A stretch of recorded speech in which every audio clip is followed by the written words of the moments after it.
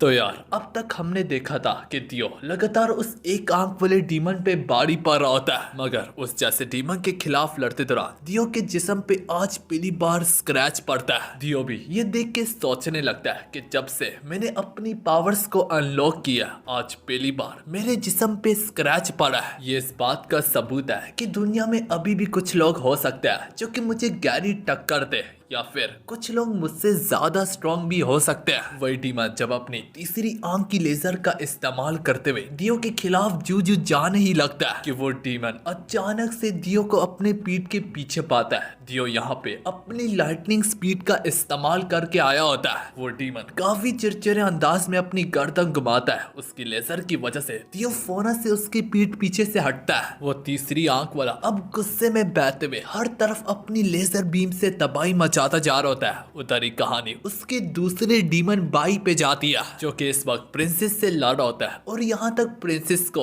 अपने magical net के अंदर कैद करके रखा होता है। प्रिंसेस अभी भी उसके मैजिकल नेट की खिलाफ वर्जी करने की अपनी पूरी कोशिशों में जारी रहती है कि उसी दूसरे डीमन का ध्यान अपने उस तीसरे आंख वाले डीमन पे पड़ता है। वो इधर उधर गुस्से में बहते हुए लेजरें चला रहा होता है और जिस तरीके से दियोस पे लगातार बाड़ी पर होता है, ये देख के उसका दूसरा डीमन भाई भी काफी ज्यादा डर जाता है। उसका भाई सोचने लगता है कि मेरा बड़ा भाई तो बहुत ज्यादा स्ट्रॉन्ग है और ये दियो नाम का शख्स आखिर कैसे उस पे लगातार बाड़ी पड़ रहा है। अगर रिश्ता चलता रहा तो जल्दी हम दोनों की मौत हो जाएगी। हमें कुछ करना होगा, हमें यहाँ से निकलना पड़ेगा। प्रिंसेस यहाँ पे सोचने लगती है। दिखने से तो लगता है कि मेरा दुश्मन का ध्यान कहीं और पे भटका हुआ है। ये कहते हुए वो अपने माना का इस्तेमाल करके एक शॉट को क्रिएट कर दिया। कहानी दोबारा से दियो पे जाती है। अब थोड़ी बहुत दियो को भी उसके खिलाफ लड़ते हुए दिक्कत आने लगती है, मगर दियो उसे वार्न करते हुए कहने भी लगता है कि तुम्हारे वार चाहे जरूर स्ट्रॉन्ग है, लेकिन ये काफी नहीं है मुझ जैसे को हराने के लिए। वो डीमन नजर चपकते ही दियो के पास पहुंच जाता है और वो कहता भी है कि गरूर करना बंद करो। दोस्तों साथ में मैं आप सबको कुछ बताना चाहूंगा कि हमारे चैनल पे एक स्ट्राइक भी पड़ी है। जिन्हें यूट्यूब के कानून मालूम है तो उन्हें पता होगा कि 3 स्ट्राइक आने पे चैनल डिलीट हो जाता है। तो अगर मेरा ये चैनल डिलीट हो गया तो आप लोग मुझे दोबारा मनहवा की वीडियोस को अपलोड करते हुए नहीं देख पाएंगे। तो एहतियातन तौर पे मैं आप सबको पहले ही बता दूं, मेरे मेन चैनल को जाके अभी के अभी सब्सक्राइब कर दे। उसका लिंक मैं कमेंट बॉक्स में पिन कर दूंगा। अगर इस चैनल को कुछ हो जाता है तो हम वहीं पे अपनी सारी की सारी मनहवा वीडियोस को कंटिन्यू करेंगे। साथ ही साथ स्ट्राइक वगैरह से बचने के लिए मैंने एआई का इस्तेमाल करके इस मनहवा में कुछ जगह पे एनिमेशन भी दिया। तो चलो यार बैक टू द टॉपिक। तो हम वहीं पे थे जहाँ पे वो डीमन अपनी कातलाना स्पीड का इस्तेमाल करके दियो के पास नजर चपकते ही आ जाता है। वो दियो से कहता भी है कि अपनी ताकत का दिखावा करना और गरूर करना बंद करो। ये कहते हुए वो दियो की तरफ एक पंच को मारता है, लेकिन दियो आसानी से उस पंच को पीछे हट के डॉज कर लेता है और बस अपने हाथ को लहरा के उस डीमन के मुंह पे एक चपेट लगाता है। उस डीमन को उसकी इस हरकत पे काफी ज्यादा गुस्सा आता है। दियो उसे यहाँ पे ये भी रिवील करता है कि हम 7वें टावर पे खड़े हैं, यहाँ पे प्रेशर काफी ज्यादा है। तो इसी प्रेशर की वजह से जबकि तुम थक रहे हो, लेकिन यही प्रेशर मेरे जिस्म में अंदर दाखिल होके मेरे जख्मों को हील करता है। मगर इसमें भी कोई शक नहीं है कि हरकत करते दौरान मुझे थोड़ी बहुत मुश्किल होती है।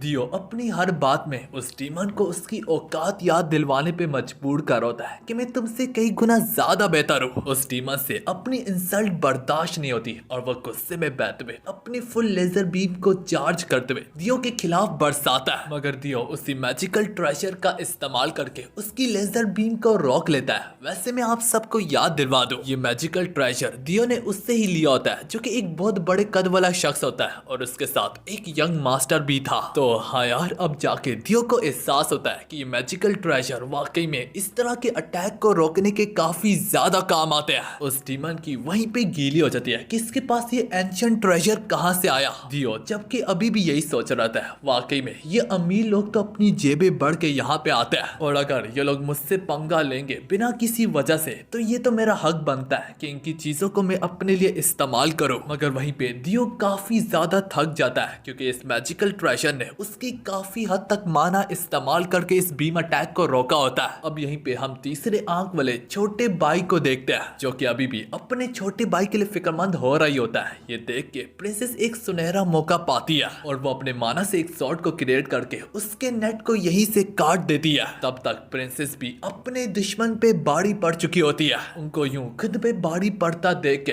ये दोनों के दोनों डीमंस यहाँ से निकलने की करते हैं। दियो उनके खिलाफ जाने की कोशिश करने ही लगता है कि तीसरा डीमन अपनी बैरियर से दियो के खिलाफ वार करता है। दियो उस अटैक से जा लगने की वजह से यहीं पे जमीन पे गिर जाता है। फिर दोनों डीमंस दूर का सहारा लेके यहाँ से गायब हो जाते हैं, जबकि दियो जमीन पे रेंगते हुए काफी ज्यादा बचता रहा होता है कि अगर मैंने इस मैजिकल ट्रेजर का इस्तेमाल ना किया होता तो मैं इतना ज्यादा ना थकता और यहाँ तक अपनी मैजिकल स्पीड का इस्तेमाल करके उन डीमंस को जा पकड़ता। उससे बच्चों की तरह यूं जमीन पे रेंगता देख के प्रिंसेस अपने हादसे को ना रोक पाती। इसके बाद वो उसे माना पीने के लिए देती है। वो उसे बताती है इसे पीने के बाद तुम अपनी स्ट्रेंथ को रिकवर कर पाओगे। पास में मौजूद दियो की नजर एक ड्रैगन स्नेक पे पड़ती है। इसे देख के दियो पूछता है कि ये क्या है, तो प्रिंसेस बताती है कि इसकी जान मैंने यहीं पे लिया है और ये एंशिएंट बीस्ट खिलाता है। जो तुमने माना ड्रिंक पी थी वो इसके ही खून को एक्सट्रैक्ट करने के बाद ही बनाई गई थी। अगर तुम चाहो तो तुम भी उसके खून को एक्सट्रैक्ट करके इस माना ड्रग को बना सकते हो। ये सुन के दियो काफी ज्यादा खुशी से उस ड्रैगन के ब्लड को एक्सट्रैक्ट करने लगता है कि थोड़ी देर में प्रिंसेस के यहाँ पे 2 चमचे आते हैं। वो उसे काफी अच्छे तरीके से ग्रीट करता है। दियो उसके एक सर्वेंट में से काफी बढ़ के ऑरा को महसूस कर पाता है और वो सोचता है कि ये बूढ़ा होने के बावजूद भी काफी अच्छे इक्विपमेंट्स पहन रखे हैं, मगर इसके बावजूद भी उन्हें 7th फ्लोर में खड़े होने में काफी ज्यादा दुश्वारी होने लगती है। और यहाँ तक तो एक वक्त ऐसा भी आता है कि उसके दोनों के दोनों सर्वेंट्स जमीन के अंदर जैसे कि दफन होने को जा रहे हो।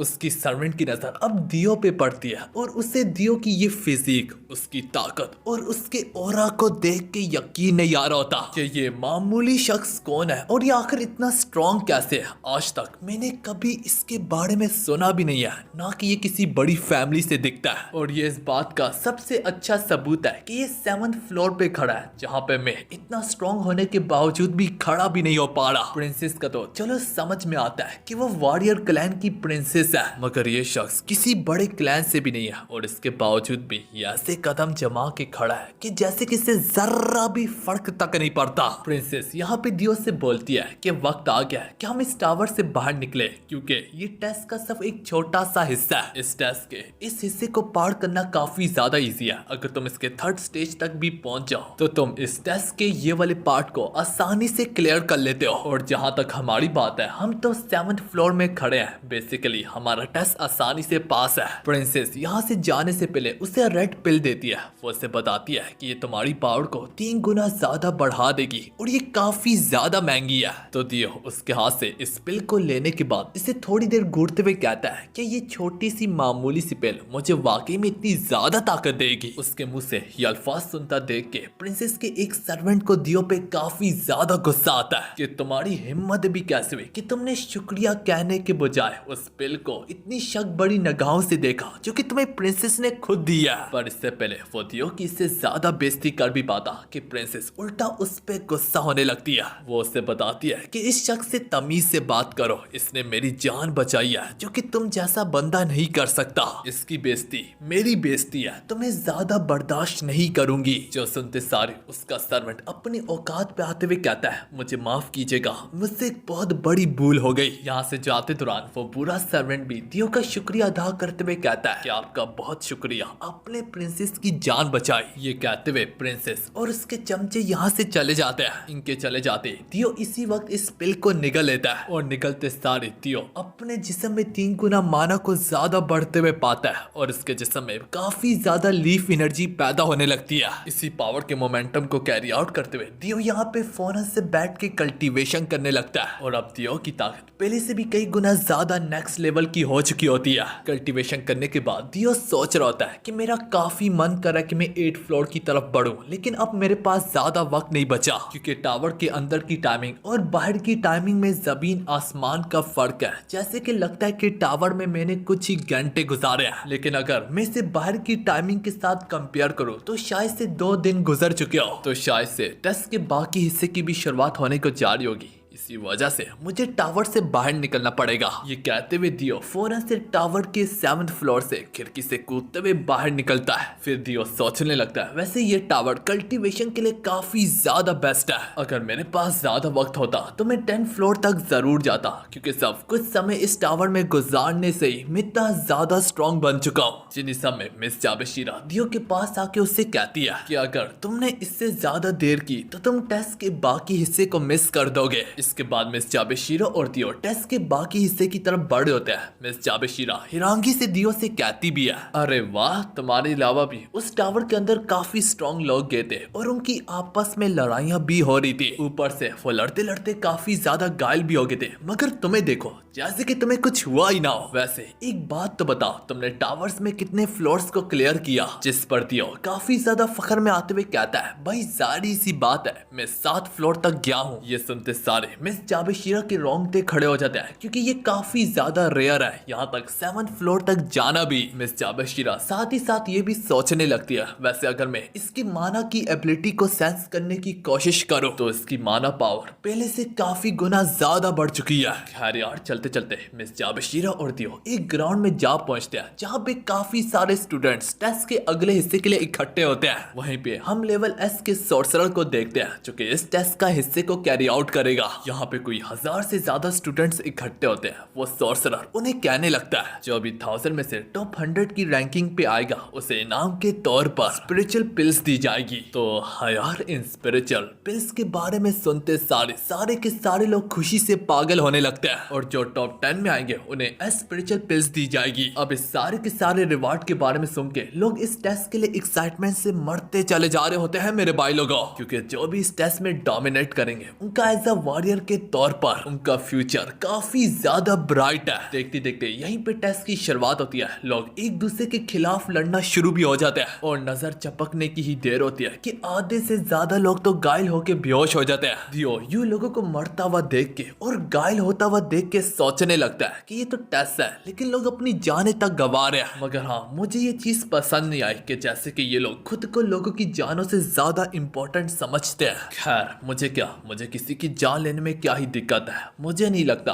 कोई इतना ताकतवर यहाँ पे होगा भी जो कि मुझ जैसे पे डोमिनेट कर पाए। ये सारे लोग मेरे पैर के कीड़े जैसे हैं। साथ ही साथ यहाँ पे इन्हें एक एक टोकन्स भी दिए जाते हैं, और इन्हें समझाया जाता है कि दूसरों को मार के उनके टोकन्स को छीन लो। जिसके पास ज्यादा टोकन्स होंगे उतना ही उसका रैंकिंग में आना ज्यादा इजी होगा। टोकन्स को लेने के बाद दियो का मुकाबला किसी और के साथ नहीं बल्कि जफ्फार के साथ होता है। हाँ, दियो की एक्स गर्लफ्रेंड अनाया का बॉयफ्रेंड, जिसके साथ मिलके अनाया ने दियो को धोखा दिया था, और फिर आखिर में दियो को जंगल में मरने के लिए छोड़ दिया गया था। दियो उसको देख के अपने मन में सोचने लगता है, जफ्फार तूने जो मेरे साथ करने की कोशिश की थी, आज तुझे उसकी बहुत बड़ी कीमत चुकानी पड़ेगी। हालांकि जफ्फार भी अपने मन में सोच रहा होता है, जबकि अनाया ने तुम्हें अपने हाथों से 20 ब्लड को पिलाया था, इसके बावजूद भी तुम्हारी मौत नहीं होती। लगता है ये किस्मत चाहती थी कि मैं तुम्हें खुद ही अपने हाथों से मारूं, तो मरने के लिए तैयार हो जाओ। मगर इससे पहले दोनों के दोनों एक दूसरे पे टूट ही पड़ते हैं कि हम देख पाते हैं पास में मौजूद एक सोर्सरर अपनी की एनर्जी का इस्तेमाल करके आसपास के लोगों को गलत गलत जगहों पे बेच देता है, और उसकी ताकत के लपेट में आने की वजह से दियो भी टेस्ट ग्राउंड में अपने आप को एक अनजान जंगल में पाता है। दियो अपने मन में उसकी ताकत की दाद देते हुए कहता है कि क्या ही गजब किस्म की एबिलिटी है, लेकिन उसकी वजह से जफ्फार मेरे हाथों से बच के निकल गया। वहाँ पे दियो के अलावा भी 2 बंदे टीम बना के खड़े होते हैं। वो दियो से कहते हैं कि चलो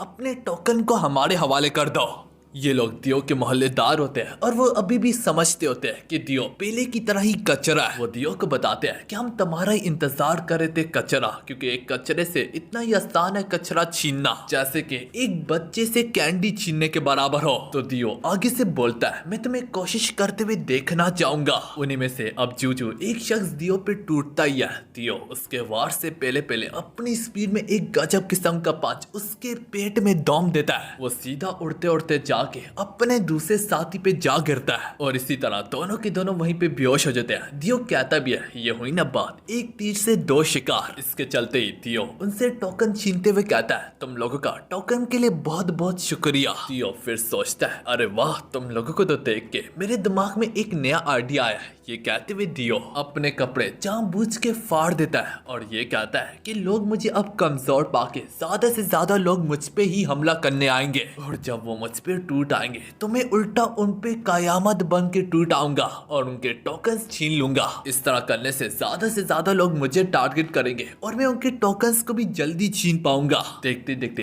दियो के जिस्म से ब्लड ऑरा बाहर निकलने लगता है, जिसको देख के दियो समझ जाता है क्योंकि बचपन में मेरी पावर को डिवाइन सील के कारण सील कर दिया गया था और ये सील तभी पूरे तरीके से टूटेगी जब मैं काफी ज्यादा बीस्ट ब्लड को पी लूं। तो इसी वजह से जब भी कोई बीस्ट मेरे आस पास ही होता है तो मेरा ये लाल कलर का ऑरा अपने आप ही एक्टिवेट हो जाता है और मेरे जिस्म में से पावर बढ़ बढ़ के बाहर निकलने लगती है। इसका मतलब है अगर मैं थोड़ा सा मजीद जंगलों की गहराइयों में जाऊं तो मेरा सामना डिवाइन बीस्ट से होगा। ये सोचते हुए दियो फौरन से अपनी स्पीड का इस्तेमाल करके जंगलों की गहराइयों में जाने लगता है। आगे बढ़ते बढ़ते दियो पास में एक नदी के पार उतरता है और यहीं से उसे उस बीस्ट की पावर महसूस हो रही होती है। मगर बीस्ट के चक्कर में वहां पे दियो दोबारा से जफ्फार को पाता है। ये देख के दियो अपने मन में कहता है हो, मैंने सोने की तलाश में हीरे को पा लिया। फाइनली अभी जरूर मेरा बदला पूरा होके ही रहेगा। इस वक्त जफ्फार के साथ उसके क्लैन के चमचे भी शामिल होते हैं। देखते देखते जफ्फार और साथ में मौजूद उसका चमचा भी दियो पे टूट पड़ता है और वो दोनों जो मिलकर दियो के खिलाफ अपने पंच को बरसाते ही है। दियो आसानी से वहीं पे खड़े होके दोनों के पंचेस को एक साथ रोक लेता है। अब ये दोनों यहीं से पीछे हटते हैं। जफ्फार अपने मन में सोचने लगता है कि आखिर ये बंदा इतनी जल्दी ताकतवर कैसे हो गया। पहले तो ये कचरा मेरी एक उंगली के बराबर भी नहीं था और अब इसने कैसे हम दोनों के एक साथ वारों को रोक लिया। जफ्फार के साथ वाला चमचा जो दियो पे दोबारा टूटने को ही जा होता है कि दियो उसके पजामे की लास्टिक को खोल देता है। वो बंदा शर्म से मरता जा रहा होता है। वो दियो से कहता भी है कि तुम्हें शर्म नहीं आती, लड़ाई के दौरान तुमने मेरी धोती को खोल दी। अलबत्ता मैं कोई लड़की थोड़ी हूँ जिसे अपना जिस्म दिखाने में काफी ज्यादा मजा आता है। वो अपने गुस्से में बहते हुए जो दोबारा से दियो की तरफ बढ़ता ही है, लेकिन दियो एक ही चपेट से उसे उड़ा के आसमानों की ऊंचाइयों में फेंक देता है। दियो उस दौरान कहता भी है अगर मैं चाहता तो मैं तुम्हारी जान ले लेता, लेकिन मेरा तुमसे कोई काम ही नहीं है। जिसको मैं सही में मरते हुए देखना चाहता हूँ वो शख्स तो मेरे सामने खड़ा है, जफ्फार अपने ओरा से उभरते हुए कहता है कि अगर तुम थोड़े से स्ट्रांग हो चुके हो इसका ये मतलब नहीं है कि तुम मुझे हरा भी सकते हो। तू एक कचरा है और तू अपनी औकात मत भूल। ये जफ्फार के कहने की देर होती है कि उसके जिस्म में से अब उसका ओरा और भी मजीद ग्राउंड में फैलता चला जा रहा होता है। मेरे भाई लोगों, जफ्फार अपने गरूर में कहने लगता है यह मेरी ताकत और यह मेरे जलवे और शलवे भी। दियो उसकी ताकत को इतने करीबी से गले लगाने के बाद सोचने पे मजबूर हो जाता है कि हाँ यार ये शख्स थोड़ा सा स्ट्रांग है। मगर ये उसके कहने की देर होती है। दियो आसमानों की ऊंचाइयों में छलांग लगाता है और ठीक उसके पीछे जफ्फार भी आसमानों की ऊंचाइयों में आता है। अब अपने दोनों के दोनों ओरा से उभरते हुए एक दूसरे के साथ टकराव कर रहे होते हैं, जिसके बाद दियो उसके खिलाफ अपने की ब्लास्ट का इस्तेमाल करता है जो कि सीधा उसे जाके लगता भी है। जिसके बाद दियो तुरंत से उसके पास जाके उसे कातिलाना वार से उसकी जान लेने को ही जा रहा होता है कि जफ्फार अपनी स्पीड का इस्तेमाल करके फोन से ग्राउंड पे लैंड करता है और लैंड करने के बाद जफ्फार उल्टा अब दियो के खिलाफ अपनी की एनर्जी को आजमाने की कोशिश करता है। मगर दियो उसके की एनर्जी अटैक को डॉज करके अपनी स्पीड से उसके पीछे आके अपना की ब्लास्ट मारता है, जो कि बस जफ्फार को लगने को ही जा होता है कि जफ्फार अपनी फोर्स फील्ड से अपने आप को कवर कर लेता है। चाहे जरूर उसने उसके आधे से ज्यादा एनर्जी ब्लास्ट को रोक तो लिया होता है, लेकिन जफ्फार अभी भी उसकी वजह से थोड़ा सा जख्मी हो जाता है। जफ्फार हैरानगी से सोचने लगता है कि मैं इतने बड़े क्लैन से बिलोंग करता हूँ और ये शख्स तो मेरे आगे कचरा था, आखिर ये इतनी जल्दी कैसे स्ट्रॉन्ग बन गया। जफ्फार को फिक्र खाई जाने लगती है। जफ्फार टेंशन से जैसे को मरने को लगता है। परेशानी की वजह से जफ्फार का कलेजा अब जैसे कि उसके मुंह को आने को लगता है, यहाँ तक उसे सांस लेने में भी दुश्वारी होने लगती है। जफ्फार को अब उस पे तब भी चढ़ी होती है कि ये शख्स अपने आप को समझता क्या है कि मुझसे उससे वो बहुत ज्यादा स्ट्रांग है। जफ्फार सोचने लगता है अगर रिश्ता चलता रहा तो मेरी तो यहीं पे मौत हो जाएगी। फिर जफ्फार दियो से कहता है कि हमारे बीच में जो भी हुआ क्यों ना हम उससे बुला दे और एक नई स्टार्ट ले। और जहाँ तक तुम्हारे उस क्रिस्टल की बात है जो कि हमने तुमसे चुराया था,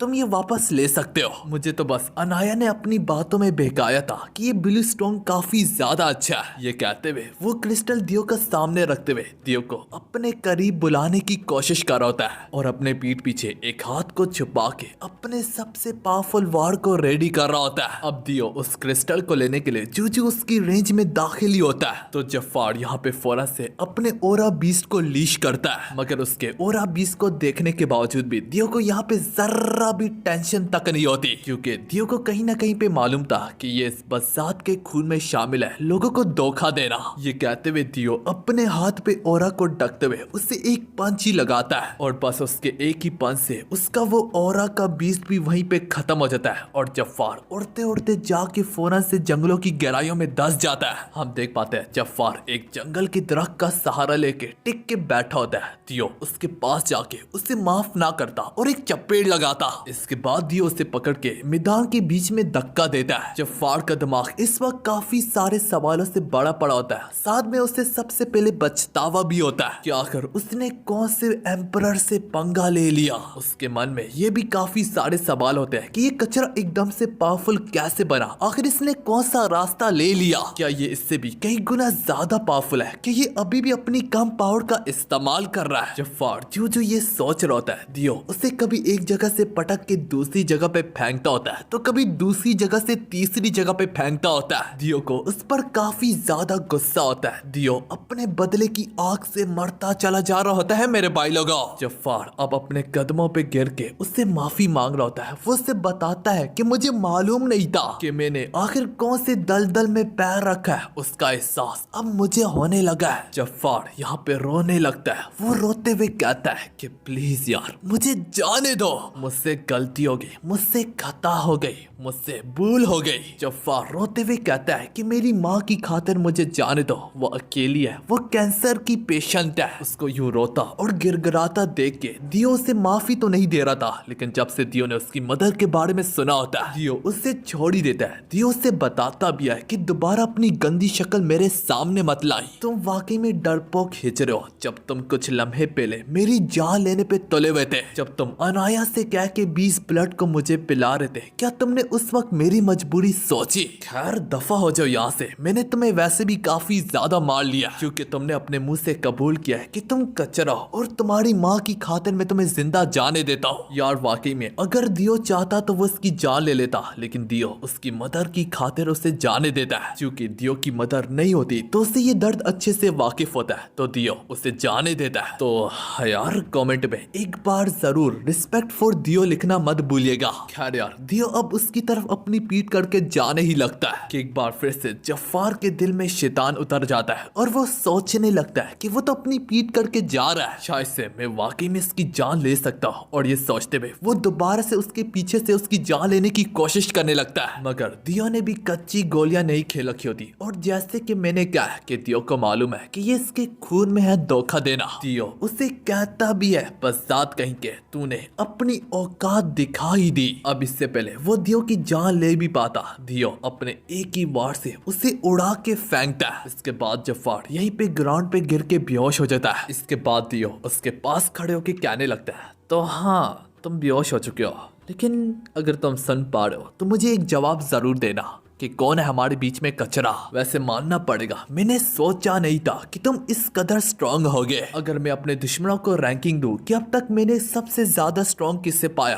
तो सबसे पहले नंबर पे आता है वो तीसरी आंख वाला डीमन और उसके दूसरे नंबर पे तुम्हारा नंबर है जफ्फार। इसके बाद जफ्फार अपने उस क्रिस्टल को भी छीन लेता है जो कि अनाया और जफ्फार ने मिलकर उसे चुराया होता है। जिन सब के बाद यहाँ पे दियो का दोबारा से ब्लड ओरा एक्टिवेट हो जाता है। दियो महसूस कर पाता होता है कि आसपास डिवाइन ब्लड है और पास में मौजूद ये एनर्जी एक केव से निकल ली होती है। दियो जब इस केव के अंदर दाखिल होता है तो उससे पहले दो लोग ऑलरेडी पहुंच चुके होते हैं और ये दोनों जफ्फार के फैमिली मेंबर्स होते हैं। ये लोग भी यहाँ पे 20 ब्लड को महसूस करके यहाँ तक पहुंचे होते हैं जहाँ पे ये एनर्जी एक ट्री से निकल ली होती है। अब वही जफ्फार का फैमिली मेंबर जिसका नाम ज़ैरफ होता है वो ये देख के काफी ज्यादा खुश हो रहा होता है कि उसे एक 20 फ्रूट का ट्री मिल गया। ये फ्रूट आसपास की एनर्जी को एब्सॉर्ब करता है। एक वक्त में इस केव में काफी सारे बीस्ट पाए जाते थे और वो लोग जब आपस में लड़ते थे और उनके लड़ने के बाद मौत हो जाती थी तो ये फ्रूट उनके खून वगैरह को पी लेता था और इसी तरह ये खिलाने लगा 20 फ्रूट। ज़ैरफ इस फ्रूट को तोड़ने ही लगता है कि इसी में एक बीस्ट उस पे हमला कर देता है। वो बीस्ट एक किटी होती है जो कि काफी सालों से इस बीस्ट ट्री की रक्षा कर रही है। ज़ैरफ अब इस बीस्ट किटी के खिलाफ अपने ऑरा का इस्तेमाल करके तरह तरह के वार कर रहा होता है, लेकिन ये बीस्ट किटी उसके एक एक हमले को अपनी स्पीड के कारण डॉज कर पा रही होती है। अब ऐसी कोई बात नहीं है कि ज़ैरफ कमजोर है। असल में ये बीस्ट किटी वगैरह जो होती है इनके रिफ्लेक्सेस काफी ज्यादा फास्ट और तेज होते हैं। तो हाँ यार, इसी वजह से ये काफी स्पीड बड़े अटैक्स को भी काफी आसानी से डॉज कर लेते हैं। हम देख पाते हैं उसके की नेटल इस पूरी की पूरी केव में हर जगह पे फैले होते हैं, लेकिन इसके बावजूद भी वो इस किटी को हिट ना कर पा रहा होता। दियो जो पीछे से छुपके से ज़ैरफ को देख रहा होता है वो उसे देख के कहने लगता है क्या ही बुज़दिल शख्स है, और ज़ैरफ को यू किटी को परेशान करता देख के साथ में ज़ैरफ का चमचा भी मौजूद होता है और वो इस चीज को काफी ज्यादा एंजॉय कर रहा होता है। दियो अब नंगे कदम उसके चमचे के पास सबसे पहले बढ़ता है और अपने एक ही पंच से उसके चमचे को वहीं पे सुला देता है। हम ज़ैरफ को देखते हैं जो कि अभी भी उस किटी को बुली करने के चक्करों में लगा होता है कि इसी बीच में उसका ध्यान अब दियो पे पड़ता है। ज़ैरफ ये देख के हैरान हो रहा होता है कि ये हमारे पीठ पीछे इतना ज्यादा करीब आ भी गया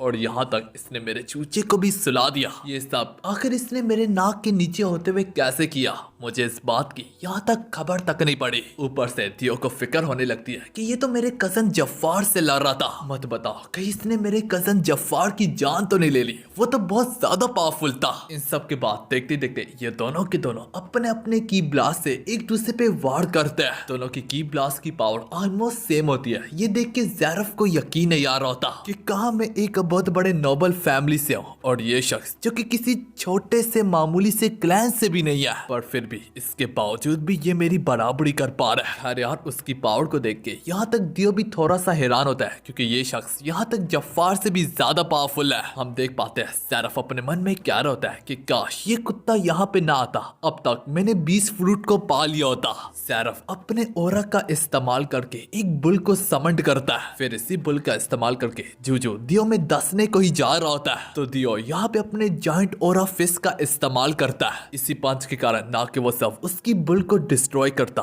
बल्कि यही पंच सीधा जाके ज़ैरफ को दे मारता है। उसके पंच के कारण ज़ैरफ उड़ता उड़ता जाके दीवार से जा लगता है। इसके कारण ज़ैरफ इतनी बड़ी डैमेज लेता है कि उसके अंदर के सारे वाइटल्स ऑर्गन्स डैमेज लेते हैं और उसके मुंह से भी खून आने लगता है। ज़ैरफ दर्द से तड़पता हुआ अपने घुटनों पे बैठा होता है और थोड़ी सी हिम्मत करके वो लड़खड़ाते हुए जूजू खड़ा होता है। ज़ैरफ सवाल पूछता है कि आखिर कौन हो तुम, कहाँ से ताल्लुक रखते हो और इतने स्ट्रॉन्ग कैसे बने। दियो उसका जवाब दिए बगैर उसकी ओर कदम बढ़ाने लगता है। ज़ैरफ की फट के हाथ में आ जाती है। ज़ैरफ डर के मारे उसे वार्न करते हुए कहता भी है कि मुझसे दूर रहो, मैं नोबल फैमिली से हूँ, चाहे जरूर तुमने मुझे हरा दिया लेकिन तुम पूरी नोबल फैमिली से लड़ाई मोड़ नहीं लेना चाहोगे। दियो इस पर कहता है बाढ़ में जाओ तुम और तुम्हारी पूरी नोबल फैमिली। ये कहते हुए वो अपने हाथ को उल्टा घुमाते हुए उसके सर पे दे मारता है। अब अगले सीन में दियो इसी केव में बैठ के यहाँ पे कल्टीवेशन कर रहा होता है कि जिस समय दियो को यहाँ पे 20 किटी अप्रोच करती है तो यार 20 किटी अपनी प्यारी और मासूम निगाहों से दियो को घूरती रहती। दियो यहाँ पे सोचता है मेरे ख्याल में मुझे ये 20 किटी पसंद करने लगी है, तो दियो भी आगे से उसे काफी ज्यादा प्यार से उठा के गले लगाता है। थोड़ी देर में दियो की नजर यहाँ पे ज़ैरफ के हाथ पे पड़ती है और उसने एक मैजिकल ब्रेसलेट पहन रखा होता है। दियो उसके हाथ से उस ब्रेसलेट को उतारने के बाद घूरने लगता है और तभी उसे याद आता है उसने इस ब्रेसलेट के बारे में पढ़ा था एक किताब में कि ये ब्रेसलेट वाकई में काफी ज्यादा रेयर है और कीमती है। जहाँ तक मुझे याद है इसकी कीमत 28 करोड़ रुपए थी, क्योंकि इस ब्रेसलेट में आप हर बड़ी से बड़ी चीज और छोटी सी छोटी चीज को स्टोर कर सकते हो। दियो जब इसमें अपनी थोड़ी सी मैजिकल एनर्जी को डालता है तो ये अपने आप ही खुल जाता है। दियो इसके अंदर काफी सारे टोकन्स को पाता है। ये देख के दियो को काफी ज्यादा खुशी होती है कि एक ही बंदे को उसने हराने से इतने सारे टोकन्स को पा लिया। इसका एक ही मतलब है, सेल्फ इस केफ में आने से पहले काफी सारे लोगों को हरा के उनकी टोकन्स को छीन चुका था। हम फिर से उसी 20 किटी को देखते हैं जो कि दूसरों को तो ये 20 फ्रूट को हाथ तक नहीं लगाने दे रही थी, मगर जब बारी दियो पे आती है यहाँ तक ये 20 किटी दियो के लिए अपने हाथों से फ्रूट को तोड़ के लाती है। इसके बाद दियो और ये 20 किटी मजे से बैठ के इस फ्रूट को खाने लगते हैं। इस फ्रूट को खाने से आपकी माना एनर्जी बढ़ जाती है। खैर यार इस फ्रूट को खाने के बाद दियो डिसाइड करता है कि वो और भी इस केफ के अंदर जाएगा, क्योंकि इसी केफ के अंदर से दियो को अभी भी डिवाइन ब्लड की स्मेल आ रही होती है। जब दियो आगे बढ़ने लगता है तो वो किटी काफी ज्यादा पैनिक करते हुए उसे इस बात का एहसास दिलवाना चाह रही होती है कि अंदर शायद से खतरा भी हो सकता है। दियो उस किटी का ये बिहेवियर देख के समझ जाता है कि शायद से अंदर खतरा हो भी सकता है, लेकिन इसके बावजूद भी दियो को ये डिवाइन ब्लड हर हालत में चाहिए और दियो दोबारा से केफ की गहराइयों में बढ़ने लगता है। उसे आगे बढ़ता देख के किटी डिसाइड करती है कि वो भी इसकी मदद के लिए आएगी। इसके चलते दोनों के दोनों अब केफ की गहराइयों में बढ़ने लगते हैं। केफ में आगे बढ़ते दौरान दियो कुछ सोए हुए ज़ॉम्बीज़ को भी पाता है। दियो उन्हें देख के सोचने लगता है कि ये लोग गहरी नींद में हैं। अगर हम लोग खामोशी से अपना काम करें तो हमें इन ज़ॉम्बीज़ वगैरह से लिपटने की जरूरत ही नहीं है। ये कहते हुए दियो आगे बढ़ता है, लेकिन दियो को अभी भी थोड़ी बहुत टेंशन खाई जा रही होती है,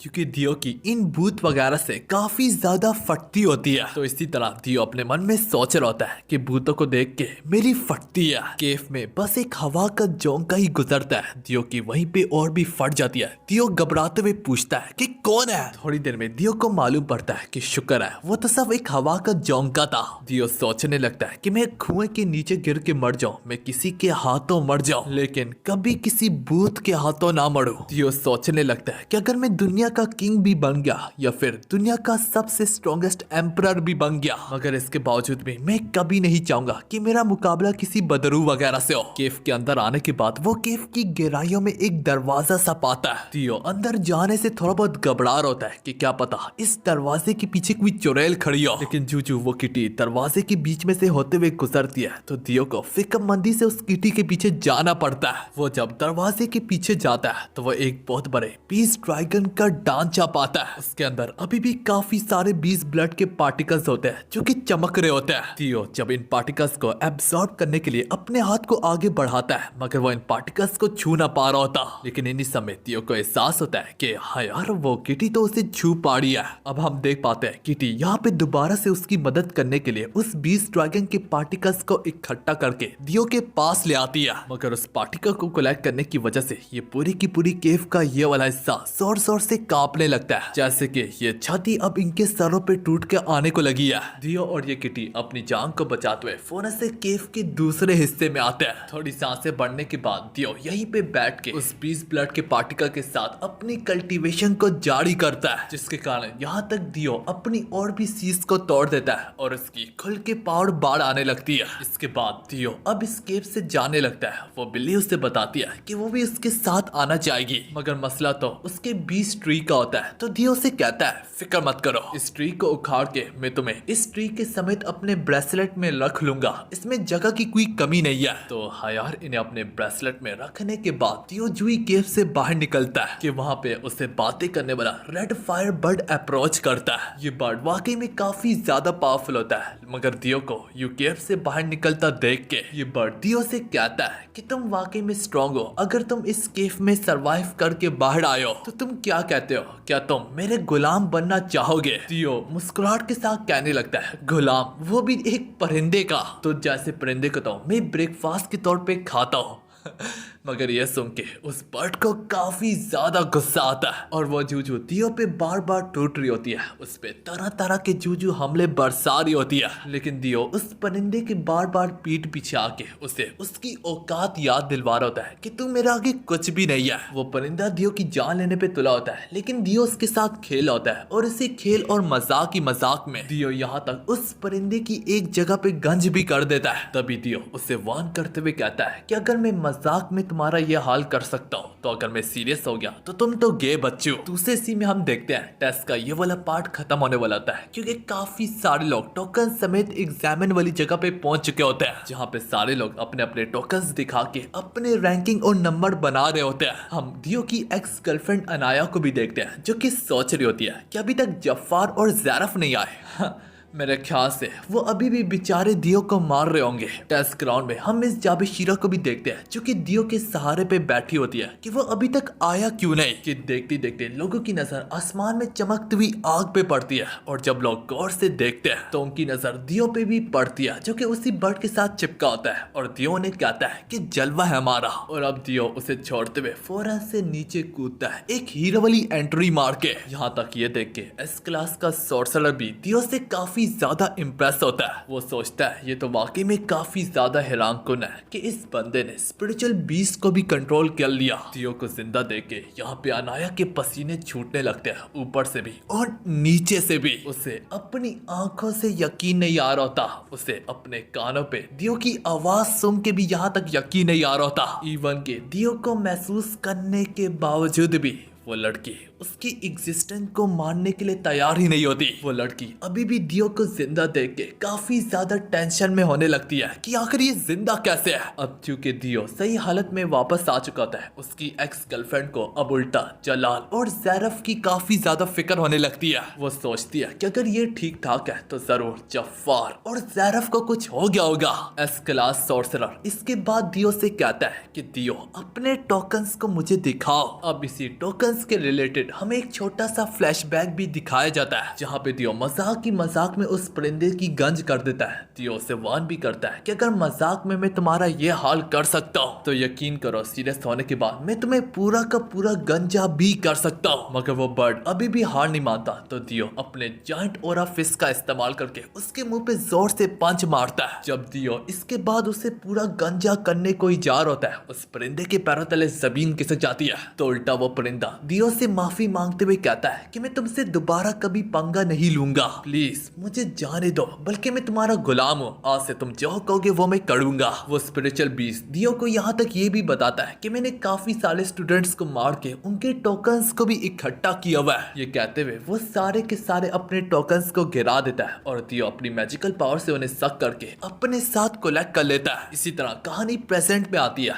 जहाँ पे वो एस क्लास सोर्सरर दियो से कहता है कि अपने टोकन्स मुझे दिखाओ। तो अब दियो अपने मैजिकल ब्रेसलेट से काफी सारे टोकन्स की बारिश कर देता है। ये देख के सभी लोगों के मुंह वहाँ पे खुले के खुले रह जाते हैं। ये सब अपनी आंखों से देखने के बाद अनाया की फट के हाथ में आ जाती है। उसे अपनी आंखों पे दोबारा से यकीन नहीं आ रहा होता। वो सोचने लगती है कि आखिर इस जैसे कचरा ने इतने सारे टोकन्स को कैसे जमा कर लिया। ये सब देख के अनाया को और भी काफी ज्यादा फिक्र खाई जाने लगती है। अंदर ही अंदर से वो परेशानी की हालत से उसका बुरा हाल हो रहा होता है। अनाया सोचने लगती है कि टेस्ट का वक्त खत्म होने को जा रहा है और ज़ैरफ और जफ्फार अभी तक पहुंचे भी नहीं है। अब चूंकि उसने अपने मन ही मन में ये बात कर ही दी होती है, तो तब कहीं जाके उसे ये पूरी की पूरी गेम समझ में आती है कि हाँ यार, कि जफ्फार और ज़ैरफ ने तो दियो की जान लेनी थी और अगर वो लोग यहाँ पे पहुंचे नहीं है, उसके बजाय दियो यहाँ पे पहुंच चुका है, तो इसका ये तो कहीं मतलब नहीं है कि दियो ने दोनों को मिल के हरा दिया।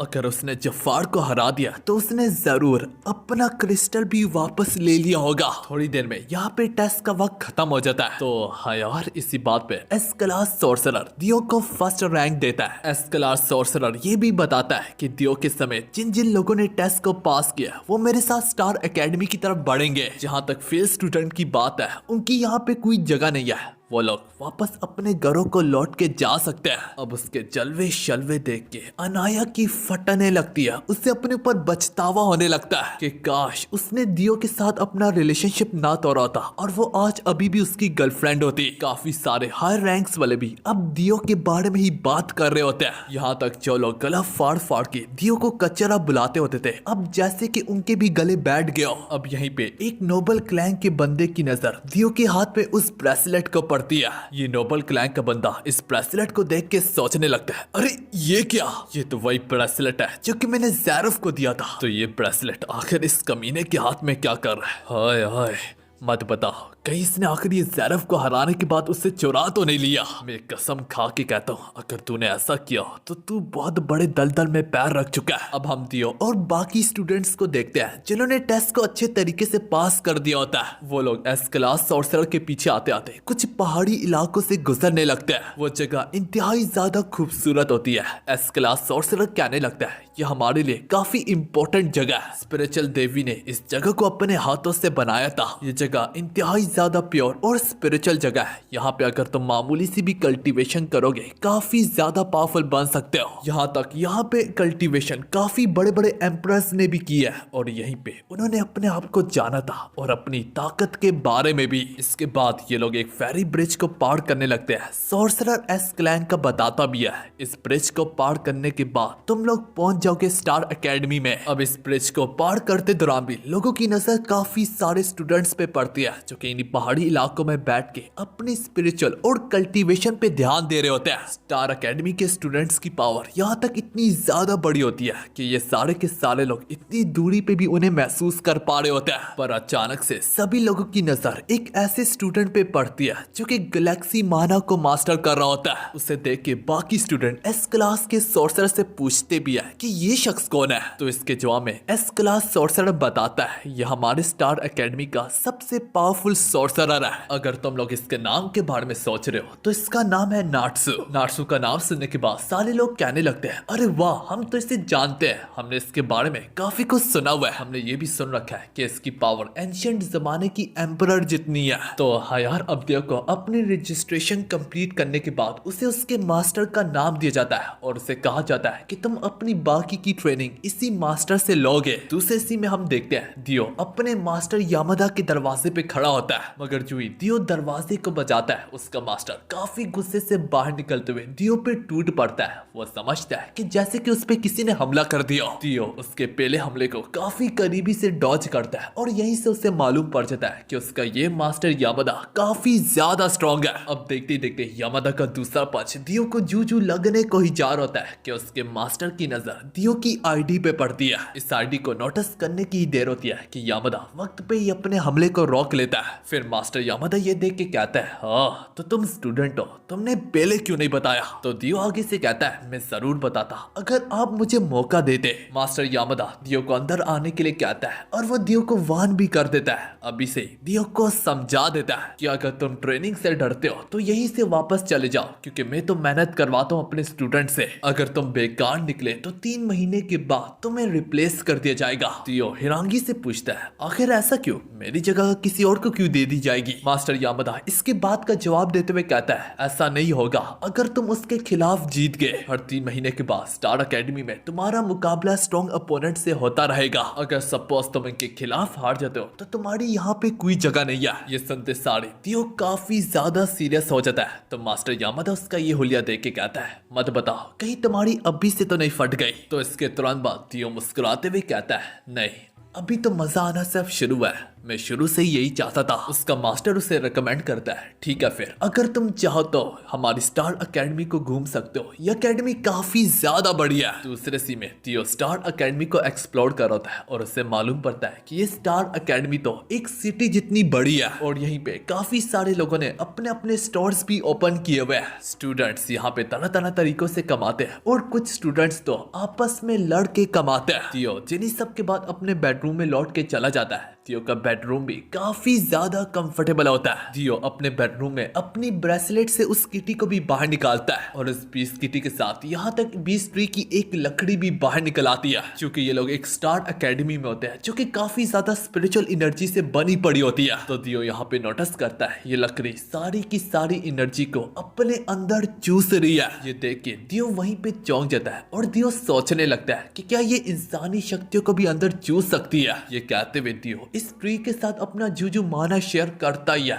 वो उसके माना को भी एब्जॉर्ब करने लगती है। दियो को ये देख के काफी ज्यादा खुशी होती है कि उसके पास दुनिया की सारी बेस्ट चीजें अब जैसे कि उसके हाथ में ही लग गई हो, क्योंकि अब उसकी एक एक लकड़ी का एक एक पुर्जा काफी करोड़ों में बिक सकता है। इवन के दियो इसे अपनी कल्टीवेशन एनर्जी के तौर पे भी इस्तेमाल कर सकता है स्ट्रॉन्ग बनने के लिए। ये सोच के दियो जोर जोर से हंसने लगता है और पास में ही रूम में उसका मास्टर यामादा कल्टीवेशन कर रहा होता है और उसकी आवाजें सुन के वो काफी ज्यादा डिस्टर्ब होता है। उसकी ये सारी जोर जोर से आवाजें सुन के मास्टर यामादा को इतना ज्यादा गुस्सा आ रहा है कि वो अपने मन ही मन में सोचने लगता है कि कंजरों के पास पैसा तो आ जाता है लेकिन तालीम नहीं आती, और काश मैंने इसे स्टूडेंट समझ के अपना मुक्का ना रुकाया होता उस वक्त, तो मैं उसकी वहीं पे जान ले लेता। दूसरे सी में कहानी उसी नोबल फैमिली के एक अनजान शख्स पे जाती है। ये वही शख्स है जो कि दियो के हाथ में उस ब्रेसलेट को देख के कह रहा था कि ये तो मैंने ज़ैरफ को गिफ्ट के तौर पे दिया था। तो अनाया इसी बात से फायदा उठाते हुए उस नोबल फैमिली वाले बंदे से कहती है तुमने ठीक कहा कारू,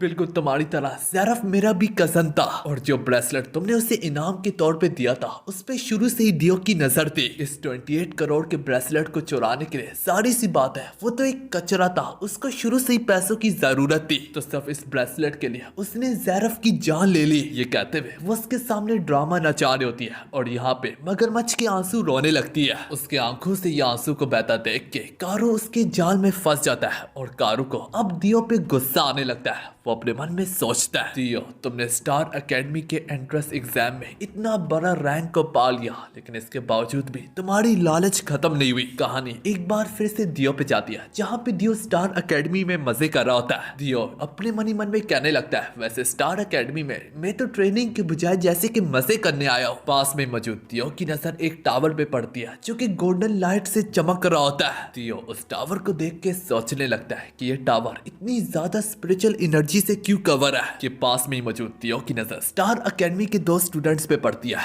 और वो लोग आपस में बातें कर रहे होते हैं कि साइकिक टावर से सुपर नेचुरल एबिलिटीज निकलती है और काफी सारे स्ट्रॉन्ग लोग भी इसे देखने जाते हैं। ये सुनते सारे दियो फौरन से इस टावर की तरफ भागते हुए कहता है अरे वाह मैं तो आज जरूर देखूंगा। दियो उस टावर तक जा पहुंचने के बाद काफी ज्यादा रश पाता है कि इसी बीच में दियो की मुलाकात उसी अमीर ज़ादे से होती है। उसे देख के दियो कहता है अरे वाह तुमने भी टेस्ट को पास कर दिया, खैर वैसे आज तो मुझे कौन सा ट्रेजर चुराने के लिए दोगे। तो वो लड़का आगे से कहता है कि आज मैं तुम्हें ट्रेजर देने नहीं बल्कि अपना वाला वापस लेने आया हूँ। हम देख पाते हैं यहाँ पे वो बच्चा अपने बड़े भाई को लाया होता है। उसके बड़े भाई के जिस्म से बढ़ बढ़ के ऑरा निकलने लगता है। दियो उस ऑरा को महसूस करने के बाद सोचने लगता है। अब हम देख पाते हैं उसका बड़ा भाई काफी ज्यादा पावरफुल होता है। वो अपने ताकत के दम पे एक बहुत बड़े बीस्ट को समन करता है। दियो उसके पोकेमॉन को देख के कहने लगता है अरे वाह गोस्ट पोकेमॉन, लेकिन ये भी मुझे नहीं हरा सकता। हम देख पाते हैं उसका पोकेमॉन जो अपने पंच को बरसाता ही है। दियो देखते देखते नजर से गायब होके उसके पोकेमॉन के ऊपर लैंड करता है और बस अपने एक ही पंच से उसके पोकेमॉन को बाल के अंदर जाने पे मजबूर कर देता है। ये सब देख के वो अमीर ज़्यादा कहता है ये तो पहले से भी ज्यादा स्ट्रॉन्ग बन चुका है। तो उसका बड़ा भाई कहता है अरे फिक्र मत करो, मेरे पास अभी भी काफी सारे जलवे शलवे बाकी है। उसका बड़ा भाई अब अपने हाथ को उठाते हुए उसमें से काफी सारे लाइटनिंग से शूट करता है, मगर दियो काफी ज्यादा फास्ट मूव करते हुए उसकी एक एक कड़कती हुई बिजली को डॉज करता है। जिस पर उसका बड़ा भाई मुस्कुराते हुए कहता है अरे वाह तू तो बस यही कर पाएगा, मैं अपनी बिजली गिराता रहूंगा और तू भागता रहेगा और इसी तरह ये चूहे बिल्ली का खेल जारी रहेगा। तो दियो भी आगे से बोलता है अरे इतना ज्यादा क्यों थक रहा है, मैंने तो बस तुझे एक परफॉर्मेंस का मौका दिया। तो आगे से उस अमीर ज़ादे का भाई बोलता है मुझे मौका दिया है भाई, मैं पूरे अमीर खानदान से हूँ, इधर पैसा फेंकूंगा तो उधर ही तेरा पूरा का पूरा खानदान ही खरीद लूंगा, आखिर तू अपने आप को समझता क्या है। ये कहते हुए दोनों के दोनों एक दूसरे के खिलाफ अपने अपने पंचेस को क्लैश करवाते हैं। दियो उसके खिलाफ अपने पंच को लड़वाते हुए कहता है तूने मुझसे सवाल पूछा था कि मैं अपने अपने आप को समझता क्या हो? तो मेरे भाई ये सवाल अगर तू अपनी माँ से पूछता तो वो तुझे बता देती कि मैं तेरा बाप हूँ। जिस पर हम देख पाते हैं वो अमीरजादा कहता है भाई तू सिर्फ अपना मुंह ही चला सकता है। तो दियो कहता है मैं अपने हाथों को भी चलाना जानता हूँ। ये कहते हुए दियो उसे अपने पन से पीछे धकेलता है, लेकिन वो शख्स कैसे ना कैसे करके अपने बैलेंस को बरकरार रखता है। इसके बाद वो अमीरजादा कहता है भाई मैंने सोचा नहीं था कि तू मुझे पीछे धकेल पाएगा, तो यही वजह से मैं अब तेरा सामना अपनी फुल पावर से करूंगा। ये कहते हुए वो अपने 100 वाल्ट की बिजली को बाहर निकालता है। तो आगे से दियो के जिस्म से भी वो भड़कती हुई आग और शोले से निकलने लगते हैं। और अब दोबारा से हम लाइटनिंग वर्सेस फायर का आपस में क्लैश देखते हैं। ये बैटल हर एक लम्हे में काफी ज्यादा खतरनाक और इंटेंस होता चला जा रहा होता है मेरे भाई लोगों।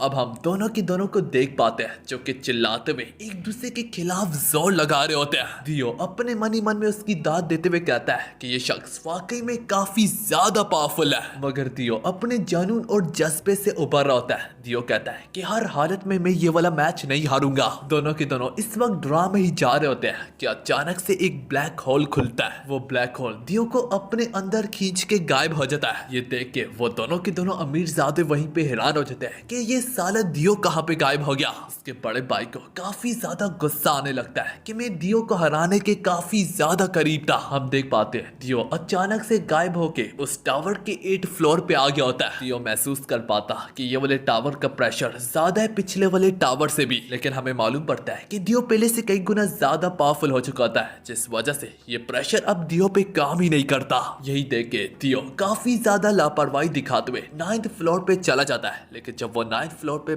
पहुंचता है तो उसकी अक्ल ठिकाने आ जाती है। दियो की सांस जैसे कि घुटने लगती है, मगर दियो अपने फुल पावर में अपने जिस्म के एक एक ओरा को बाहर निकालता है। मगर तभी दियो की नजर 3 अनजान शख्स पे पड़ती है। उनमें से तो 2 तो वो डीमन वाले भाई होते हैं, जो कि वो लोग एक एल्केमी पोर्शन के आगे खड़े होते हैं। ये एल्केमी पोर्शन इतना ज्यादा खास होता है कि ये किसी भी शख्स की जिंदगी को बढ़ा सकता है। कि थोड़ी देर में दियो का पैर एक छोटे से पत्थर पे लगता है और उसके नीचे गिरने से सभी लोगों का ध्यान अब दियो पे पड़ता है। अब उन्होंने देख ही लिया होता है तो दियो भी यहाँ पे फौरन से छलांग लगा के उतरता है। दियो अब जब उसे करीबी से देखता है तो उससे मालूम पड़ता है ये वो तीसरा आंख वाला शख्स नहीं है जिसके साथ दियो ने लड़ा था। वो तीसरी आंख वाला दियो से पूछता है कि क्या तुम भी एल्केमी पोर्शन के लिए यहाँ पे आए हो? तो अब इस पर दियो कहता है कि हाँ मैं इसी पोर्शन के लिए आया हूँ। तो वो तीसरी आंख वाला कहता है ठीक है फिर हम चारों एक साथ ग्रुप बना के आगे बढ़ेंगे। तो दियो पास में मौजूद ब्लू बालों वाले शख्स से कहने लगता है कि ये 9th फ्लोर है ना? इसके जवाब में वो ब्लू बालों वाला शख्स कहता है कि हाँ ये जरूर 9th फ्लोर तो है, मगर ये तो सब 9th फ्लोर की शुरुआत है। अगर तुम 9th फ्लोर के बीच में जाओगे तो शायद से तुम खड़े भी ना हो पाओ। खैर यार अब हम देख पाते हैं ये लोग जू उस एल्केमी की ओर कदम बढ़ा रहे होते हैं, उतना ही ज्यादा प्रेशर ये लोग महसूस कर पा रहे होते हैं। इन सब लोगों के पसीने छूटने लगते हैं गर्मी से भी और प्रेशर के भी मारे। यहीं पे ब्लू बालों वाला शख्स कहता है जो लोग भी 9th फ्लोर के इससे आगे बढ़े हैं ज्यादातर लोग यहाँ पे मारे ही गए हैं। हम चारों के जिस्म काफी ज्यादा स्ट्रॉन्ग है, इस वजह से हम सही हालत में अभी तक खड़े हैं, लेकिन इसके आगे से मैं कुछ भी गारंटी नहीं देता, शायद हम में से कोई मारा भी जाए। मगर हम देख पाते हैं तीसरी आंख जू उसके मिडल में पहुंचता ही है तो वो यहाँ पे एल्केमी को एक्टिवेट कर देता है, जिस वजह से पूरी की पूरी जगह कांप उठती है। इसी दौरान वो ब्लू बाला वाला शख्स कहता भी है कि हम वहां पे पहुंचे भी नहीं है तो तुमने एल्केमी को क्यों एक्टिवेट कर दिया? जिस पर वो तीसरी आंख वाला कहता है मुझे जरा भी फर्क नहीं पड़ता कि तुम लोग यहाँ पे मरते हो या जीते हो, एल्केमी सब मैं ही लेके जाऊंगा। एल्केमी को एक्टिवेट करने की वजह से एक बहुत बड़ा पुर्जा सीधा उनके ऊपर आके जा गिरने वाला होता है। यहाँ पे अब दियो और वो ब्लू बालों वाले शख्स प्रेशर की वजह से हिल भी नहीं पा रहे होते हैं। अब ब्लू बालों वाले और दियो को लगने लगता है कि शायद से उनका काम यहाँ पे तमाम हो गया, मगर अचानक से एक ब्लेड उड़ता उड़ता आके सीधा उस बड़े से पोर्शन को उड़ा के फेंकता है। तभी हमें मालूम पड़ता है ये ब्लेड इस लड़की ने फेंका होता है और यहाँ की प्रेशर वाली चीजें इस लड़की पे काम नहीं करती। ये सब देख के अब उस तीसरी आंख वाले को काफी ज्यादा गुस्सा आता है, वो अपनी लेजर इधर उधर बरसाने लगता है। अब हमें मालूम पड़ता है कि एल्केमी के एक्टिवेट हो जाने की वजह से अब प्रेशर यहाँ पे खत्म हो जाता है। दियो और ब्लू बाला वाला लड़का अब दोनों की दोनों एल्केमी की तरफ बढ़ते हुए उसके मटेरियल्स को चुरा उड़ा के वहाँ से भागने लगते हैं। तभी वो लड़की गुस्से से कहती है कि तुम लोग मुझे कहाँ पे छोड़ के भाग रहे हो, मैंने ही तुम दोनों की जान बचाई है। कि भागते भागते दियो एक गलत मोड़ पे मुड़ जाता है, जिस पर ब्लू बालों वाला लड़का उसे रोकने की कोशिश भी करता है कि वो जगह 9th फ्लोर का दरमियानी रास्ता है, अगर तुम वहां पे जाओगे तो प्रेशर से मारे जाओगे। मगर यह आवाज दियो के कानों तक नहीं पहुंचती। अब हम देख पाते हैं दियो आगे बढ़ते बढ़ते खुद को एक अनजान जगह पे पाता है। दियो ये देख के सोचने लगता है कि ये मैं आखिर कहाँ पे आ गया हूँ। लेकिन पैरों तले जमीन तो तब खिसकती है जब दियो नोटिस करता है कि उसका जिस्म अब जैसे कि रेजा रेजा होके गायब होने लगा है। दियो फिक्रमंदी से बाहर के रास्ते को ढूंढने लगता है, लेकिन उसे बाहर का एक रास्ता भी नहीं दिख रहा होता। अब यहीं पे दियो को उस ब्लू बालों वाले की बात याद से ताड़ी होती है, जहाँ पे ब्लू बालों वाले ने बताया था कि जीनियस लोग भी आगे बढ़ते हैं लेकिन मुड़ के वापस कभी आते नहीं है। दियो को अब फिक्र हो रही होती है कि जैसे कि अब वो भी यहाँ पे हमेशा के लिए विनाश होने को जाएगा। मगर तभी दियो के दिमाग में एक आइडिया आता है कि ये 9th फ्लोर पे एल्केमी पड़ी होती है, तो जरूर इसका कोई ना कोई इस जगह से लेना देना तो होगा ही। दियो अब जूजू इस एल्केमी का इस्तेमाल करती है। अब जैसे कि दियो अपने आप को एक खाली यूनिवर्स में पाता है, इसके चलते दियो की नजर एक खाली से डब्बे पे पड़ती है जो कि इस यूनिवर्स में उड़ रही होती है। ये देख के दियो समझ जाता है कि मैं इस डब्बे के अंदर ट्रैप था। दियो जब ऊपर देखता है तो उसके सामने वही गोल्डन टावर होता है। दियो को लगने लगता है कि शायद से 9th फ्लोर से बाहर निकलने का रास्ता एक ही है कि तुम्हें 10th फ्लोर की तरफ बढ़ना होगा। मगर अफवाहों के मुताबिक आज तक किसी ने भी 10th फ्लोर को देखा तक नहीं है। देखते देखते दियो के सामने एक अनजान दरवाजा खुलता है। दियो फौरन से उसके अंदर चला जाता है। अब यहाँ पे दियो सोचता है कि क्या ये जगह 10th फ्लोर है। उसके बीच में यहाँ पे एक अनजान सा ट्रेजर भी पड़ा होता है जिसको दियो बस घंटों तक देखता रहता। फिर दियो काफी खुशी से कहता है कि ये टॉप एल्केमी टेक्निक है। दियो काफी खुशी से अपने दिली दिल में बोलता है मैं काफी खुश नसीब हूँ कि ये ट्रेजर अब मेरे हाथ लगने को जा रहा है। दियो सोचता है कि इस दुनिया में काफी कम लोग एल्केमिस्ट है, अगर मैंने इसे पा लिया तो मैं भी एल्केमिस्ट खिलाने लगूंगा। ये सोचते हुए दियो यहाँ पे डे ड्रीमिंग करने लगता है कि काफी सारी लड़कियों ने उसे घेर रखा है क्योंकि वो एक एल्केमिस्ट बन चुका है। ये सोच के दियो जो ट्रेजर की तरफ हाथ बढ़ाता ही है कि आग की वजह से उसका हाथ यहाँ पे जल जाता है। दियो उस आग को बुझाने की कोशिश करता है, मगर धीरे धीरे करके वो आग बढ़ती जा रही होती है कि आखिरकार दियो का पूरा जिस्म उस आग से जलने लगता है। दियो को समझ में नहीं आ रही थी कि वो करे तो करे क्या। पिछले 9th फ्लोर में उसका जिस्म रेजा रेजा गायब हो रहा था और अब वो आग से जल रहा है। ये तो ऐसे ही है कि आसमान से गिरा और खजूर में अटका। ऊपर से दियो इस आग को 100 गुना ज्यादा गर्म पाता है। इसका दर्द दियो की सोच से भी कई गुना ज्यादा बढ़ के होता है। दियो दर्द से तड़पता हुआ अब जोर जोर से चिल्लाता रहता, लेकिन वहां पे कोई भी उसकी मदद के लिए ना होता। थोड़ी देर में दियो को यह भी मालूम पड़ता है कि इस आग की वजह से दियो की मैजिकल पावर भी जैसे कि जल के खत्म हो रही है। दियो अब जैसे कि बस अपनी मौत का इंतजार कर रहा था कि थोड़ी देर में उसकी मौत उसके सर पे टूट आएगी। ये आग थोड़ी सी अजीब किस्म की होती है जो कि दर्द तो ज्यादा देती होती है लेकिन जिस्म को कम जलाती होती है। तो तुम लोग ये कह सकते हो कि ये आग दर्द से बंदे को तड़पा तड़पा के आहिस्ता आहिस्ता करके मारती है। हम देख पाते हैं दियो कहीं देर तक इस आग से जलता रहता और तड़पता रहता। ये आग काफी देर तक जली होती है लेकिन मामूली मामूली करके जिस्म को जला रही होती है, जबकि उसका दर्द एक मामूली आग से कई गुना ज्यादा बढ़ के था कि अचानक से देखते ही देखते दियो अपने जिस्म में कुछ ऐसा नोटिस करता है। यहाँ तक उसको देख के दियो खुद भी हैरान पड़ जाता है। उसी चीज को देख के दियो को अब अपने बचने की उम्मीद दिखने लगती है, पर इससे पहले दियो कुछ करता भी कि यहाँ पे हमारी एपिसोड खत्म होती है।